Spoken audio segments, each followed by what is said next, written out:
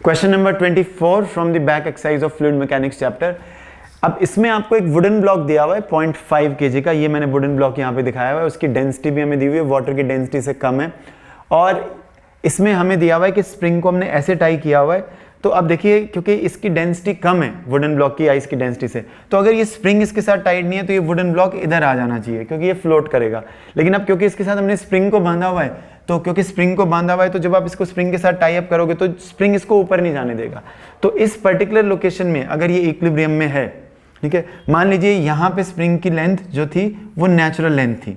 अब हमने इसको यहाँ से बांध के अगर छोड़ दिया तो बॉइंट फोर्स की वजह से ऊपर जाके यहाँ पे कहीं एक ऐसी पोजीशन आएगी y0 हाइट के ऊपर जहाँ पर ये ब्लॉक इक्विलिब्रियम में होगा। तो जहाँ पे ये इक्विलिब्रियम में होगा वहाँ पर इसके ऊपर लगने वाली ग्रेविटी की फोर्स mg और इसके ऊपर लगने वाली स्प्रिंग फोर्स जो कि डाउनवर्ड डायरेक्शन में आएगी क्योंकि स्प्रिंग ऊपर की तरफ डिस्प्लेस हुआ है अपनी इक्विलिब्रियम पोजीशन या नेचुरल लेंथ से, और जो इसके ऊपर बॉइंट फोर्स है तो बॉइंट फोर्स इसके ऊपर अपवर्ड डायरेक्शन में आ जाएगी। ठीक है, तो अब इन फोर्सेस के बैलेंस से हमारे पास ये क्वेश्चन आएगा। और अगर हम मान लें कि स्प्रिंग इक्विलिब्रियम पोजीशन में जो कि यहाँ है y0 अमाउंट से एक्सटेंडेड है तो स्प्रिंग फोर्स की वैल्यू इतनी आ जाएगी।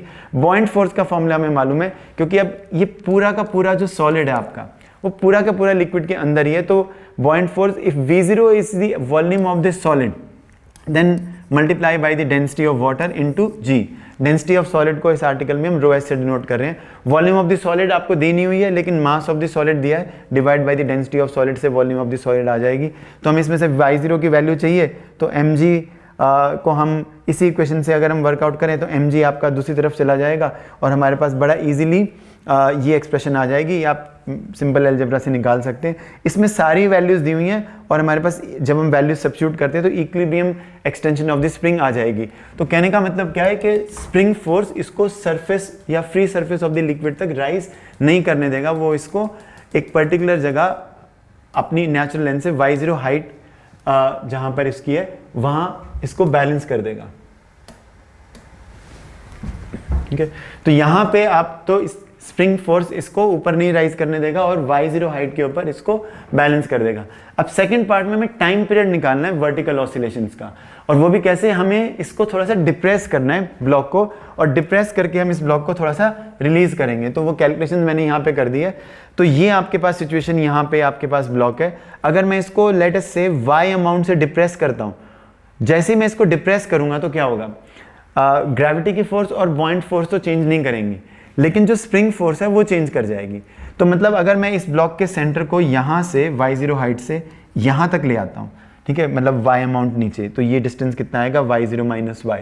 तो मेरे पास ब्लॉक के ऊपर नेट फोर्स कितनी लगेगी, तो जब हम यहाँ ले आएंगे तो आप देखो नई पोजिशन में जो हमने पहले तो ये इक्विलिब्रियम था यहाँ पर, ठीक है, mg प्लस fs मतलब mg plus ky0 it was balancing the बॉइंट force. अब जब हम यहाँ पे ले आएंगे y हाइट के ऊपर, इस सेंटर ऑफ द ब्लॉक को इधर ले आए आप, यहाँ पे ब्लॉक आ गया, तो इस साइड में बॉइंट फोर्स तो चेंज नहीं करने वाली, mg भी चेंज नहीं करने वाला, पर ये एक्सटेंशन ऑफ द स्प्रिंग जो है हमारी वो y0 माइनस y हो जाएगा। इसमें y0 और y को आप लेंथ्स रहने दीजिए, लेट दिस बी लेंथ्स। तो अब लेकिन आप देखो स्प्रिंग फोर्स कम हो गई है ज़्यादा, अब क्योंकि स्प्रिंग फोर्स कम हो गई है, ठीक है, पहले से स्प्रिंग फोर्स का मैग्नीट्यूड कम हो गया है। तो जब हम इस पे लाएंगे तो पहले तो बॉइंट फोर्स इन दोनों के सम को बैलेंस कर रही थी, लेकिन अगर ये कम हो गया तो बॉइंट फोर्स ज़्यादा हो जाएगी, तो इसके ऊपर नेट अपवर्ड फोर्स लगेगी। तो बॉइंट फोर्स में से अगर मैं इन दोनों को माइनस कर देता हूँ, ठीक है, अब जो नई स्प्रिंग फोर्स है उसका मैग्नीट्यूड इतना है, ठीक है, तो मतलब अब जो नेट फोर्स इस पोजीशन में जो नेट फोर्स लगेगी वो कितनी आएगी, mg minus the new spring force. अब इसमें देखो आप FB is equal to mg plus ky0 है, मतलब ये वही वाली बॉइंट फोर्स है जो यहाँ पे है क्योंकि वो तो चेंज नहीं हो रही है। तो FB और mg और y0 ये वाली टर्म्स कैंसिल हो जाएंगी और नेट फोर्स का मैग्नीट्यूड सिर्फ ky आ जाएगा। तो नेट फोर्स का मैग्नीट्यूड अगर ky है तो इससे हमें क्या पता चलता है, सबसे पहली बात इक्विलिब्रियम पोजीशन से जिस तरफ हमने ब्लॉक को डिस्टर्ब किया और यहाँ पे छोड़ने के बाद नेट फोर्स अपवर्ड्स आ रही है क्योंकि स्प्रिंग फोर्स कम हो गई है तो बॉइंट फोर्स बढ़ गई है।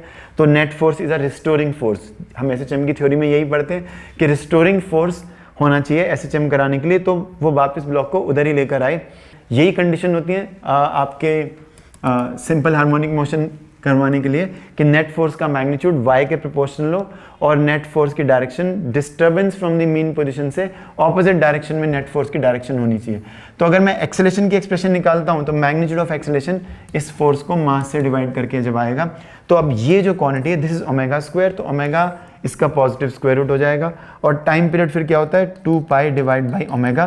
तो जब मुझसे डिवाइड करेंगे तो हमारे पास ये एक्सप्रेशन आएगा। अब इसमें आपको सिर्फ मास और स्प्रिंग कांस्टेंट की जो वैल्यूज क्वेश्चन में दिए हैं वो सब्स्टिट्यूट करनी है and you will be able to get the correct time period in this question.